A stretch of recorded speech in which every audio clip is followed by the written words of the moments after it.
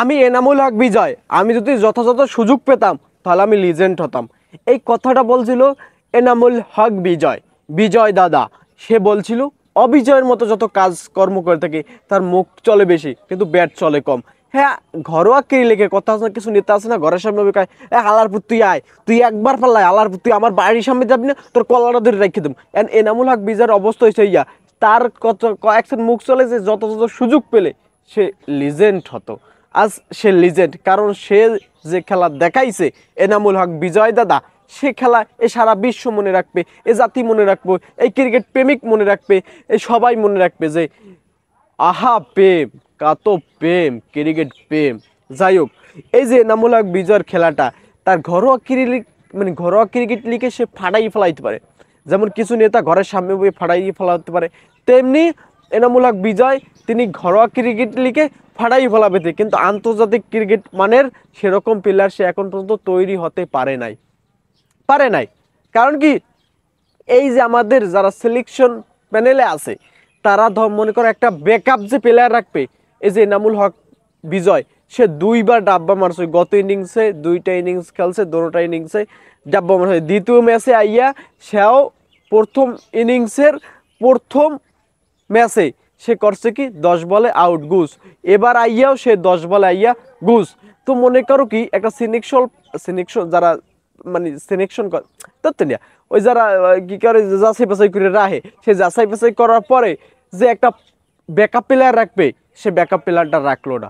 পর তিনটে ম্যাচ খেলছে, সে তিনটে ম্যাচে পরপর ডাব্বা মারছে এনামুল হক বিজয়, এই ডাক বাবা ডাব মারছে। কিন্তু একটা যে ব্যাকআপ প্লেয়ার রাখবে সেটা কি দরকার ছিল না বাংলাদেশের জন্য? এই যে এই ম্যাচে দ্বিতীয় ইনিংসে দ্বিতীয় স্কোরে যাই কর না কন, এই যে একটা মনে করো হাফ সেঞ্চুরি নাই, একটা হাফ সেঞ্চুরি, এটা বাংলাদেশের জন্য কতটা ন্যাক্কারজনক। এনামুল হক বিজয় কথা বাদ দিই, তারপরে এই যে এমদাদুদ, এই যে সাদমান পোলাডায় এল্লা 46 রান করছে খালি, আর কেউ করছে 93 বলে, 93 বলে 46 রান করছে মনে কর কি। এই যে পরে এনামুল হক আমাদের ডট বাবা, হ্যাঁ ডট বাবার সেরা, ডাক বাবার সেরা এনামুল হক বিজয় 10 বলে আউট গুস। হেইবার কেটা আছে, হেবার আছে মমিনুল হক।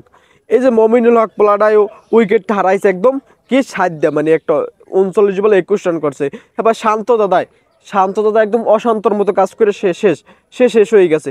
যাই হোক, আজকেও বাংলাদেশের জন্য অনুপ্রেরণার আরেক নাম হয়ে যাবে কি দোয়া ভালোবাসা, অনুপ্রেরণা দোয়া হইবে, ভালোবাসা হইবে। যাই হোক, তারপর নাম হচ্ছে মুশফিক, সে 75 বলে 35 করছে। লিটন দাস তিনি করছে গেলে 56 বলে 34। হ্যাঁ, এবার কেটা আছে হাসান মাহমুদ হাসান সম্ভবত। যাই হোক, 42 বলে 31। নাইম হাসান সে 51 বলে 25। এই তাইজুল ইসলাম পোলাডায় হ্যাপি রেইতে আছে। এই যে ধরো এখন বাংলাদেশের জন্য একটা 50 নাই, ওভার শেষ হয়েছে কয়টা, বেশি ওভার শেষ হয় নাই, 71 ওভার শেষ, 220 রান করেছে, 8টা উইকেট গুস। এই যে বাংলাদেশের জন্য এক শেষ পর্যায়ে আমরা চলে গেছি। বাংলাদেশের এখন এই যে আমাদের ঘরোয়া ক্রিকেট লিগে একমাত্র কি করবা, এনামুল হক বিজয় সে ফাটাই ফেলাইবে, দফাই ফেলাইবে, সেটা আন্তর্জাতিক ক্রিকেটের জন্য সে সেই রকমভাবে প্রস্তুত হতে পারে নাই, আমরা তৈরি করতে পারি নাই।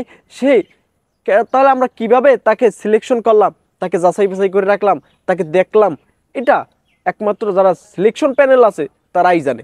বাংলাদেশ ক্রিকেটটার লই এখন খালি হইতেছে কি পুতুল খেলা চলতেছে। বাংলাদেশ ক্রিকেট পুতুল খেলা দেখবো, ছোটকালে যে পুতুল খেলা খেলছে না সেই পুতুল খেলা চলতে আছে। যাই হোক, বাংলাদেশের জন্য অভিনন্দন রইল, বাংলাদেশে জিততে পারে এই শ্রীলঙ্কার পক্ষে, সম্ভবত জেতা পারবে না, এটা কোনো বিল জেতা সম্ভব না।